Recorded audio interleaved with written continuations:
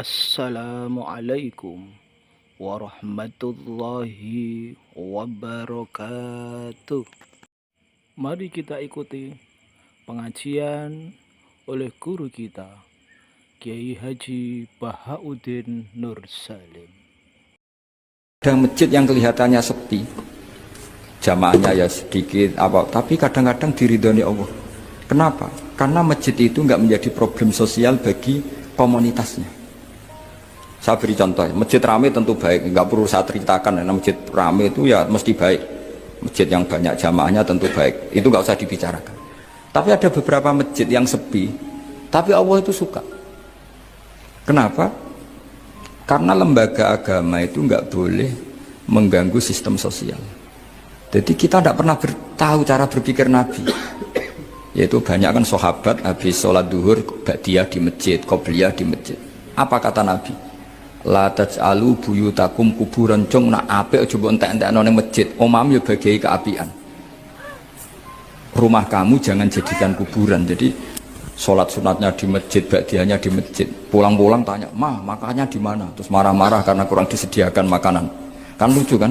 Di masjid qobliyah, ba'diyah, pulang-pulang tanya apa? Makanan. Tersinggung lagi kalau belum disediakan.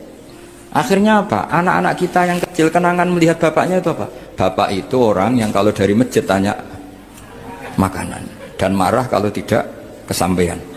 Coba kalau kamu datang dari masjid sholat, kenangan anak kamu apa? Bapak itu orang yang kalau datang dari pergi sholat.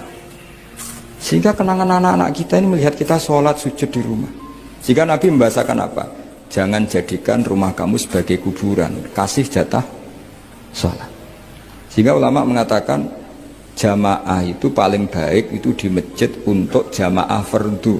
Untuk sholat sunat beberapa malah sebaiknya di rumah. Sehingga saya ini sebagai kiai ya sering bingung.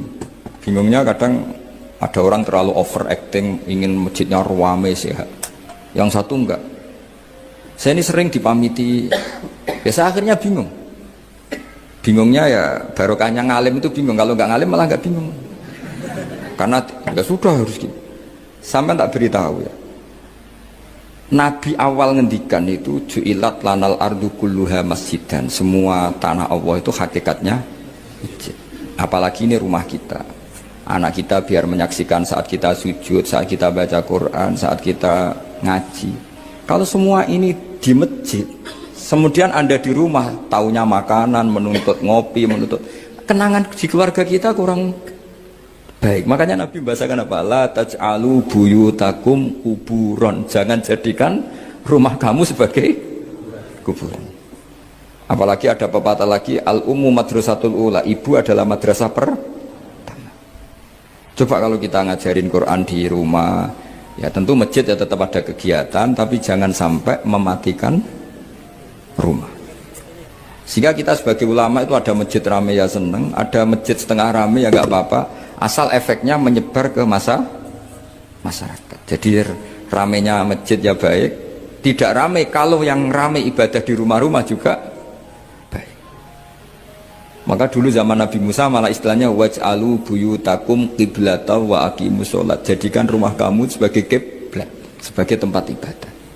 Coba kenangannya Nabi kalau sholat malam itu di rumah apa di masjid? Di rumah. Sehingga Aisyah punya kenangan sampai hatta waromat kodamau, sehingga kakinya Nabi bengkak. Dan Nabi alami saja. Kamu kira Nabi sholat punya kayak anak-anak sekarang kan yang ada ruang sholat, ternyata hanya dipasang sajadah sama tasbih, nggak pernah dipakai. Kalau Nabi enggak, yang dipakai Sayyidah Aisyah itu ya tempat sholat. Sehingga kata Aisyah, Nabi itu sholat di tempat tidur saya. Kalau Nabi sedang berdiri, kakiku tak selonjorkan. Kalau Nabi sujud, kakiku tak ingkertkan. Ya di tempat Sayyidah Aisyah tidur itu Nabi sholat. Pas berdiri kan berdirinya Nabi lama, Aisyah selonjor. Pas Nabi mau sujud, kakinya diingkertkan. Segampang itu Nabi. Akhirnya apa? Kenangannya Aisyah sebagai istri itu doa-doa tahajud, doa-doa. Coba kalau Nabi tahajudnya di masjid, Sayyidah Aisyah tidak punya kenangan doa-doa apa? Sehingga kita harus ngikuti ngaji. Sehingga kalau nuruti teori ya sholat itu ibadah. Sebaiknya kalau ibadah ya di tempat ibadah. Tidak seperti itu cara pandang. Kata Nabi, semua buminya Allah adalah saksi kita ketika ketemu Allah. Semakin saksi itu banyak, maka semakin baik. Maka kalau sholat sunat, kesunatannya itu pindah-pindah tempat. Tapi ya jangan terlalu habis di sini terus pakai mobil ke sana gitu. Iya, kalau pas di perempatan ada orang cantik nggak jadi diterusin nanti. Tapi ini sama saya cerita ya. Jadi di antara mengkaji Quran itu mengkaji cara Allah membuat khitab. Dan yang kunci semua adalah Allah adalah zat sing otoritatif, malikul umurikul, ya, pengendali dari semua. Maka kalau nyifati Allah ya tetap yaghfiru liman yasha wa yu'adzibu may yasha. Ngendikane Kanjeng Nabi Muhammad sallallahu alaihi wasallam niku teng hadis sahih mutawatir niku, as-sholatu khairun maudhu'un fa aktsir aw aqilla. Kula balen malih. As-sholatu khairun maudhu'un fa aktsir aw aqilla.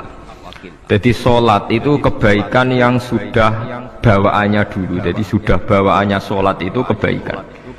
Maudhu itu sesuatu sing asli. Pokoknya sholat itu mesti api. Sebab niku ngendikane Nabi, cek kowe ngekeh-ngekehno jumlahe sholat, cek jumlahe napa sih? Dalam konteks artinya sholat fardu karuan nggih, kaifiyahe karuan, aturane karuan. Terus sholat itu wonten disebut an-naflul mutlak atau sunat mutlaqah. An-naflul mutlak atau sunat mutlaqah itu pantangannya hanya 3, enggak boleh ba'da subuh hatta tatlu asyamsu sampai srengenge napa meletek. Enggak oleh pas waktu zawal. Nggih niku antarane mriki pinten nak zuhur iki 12 5 menit. Wis pokoke meh zuhur niku mboten angsal. Iki jenenge wektu napa? Zawal. Terus nomor 3 ba'da asar nganti napa? Surupe napa? Srengenge.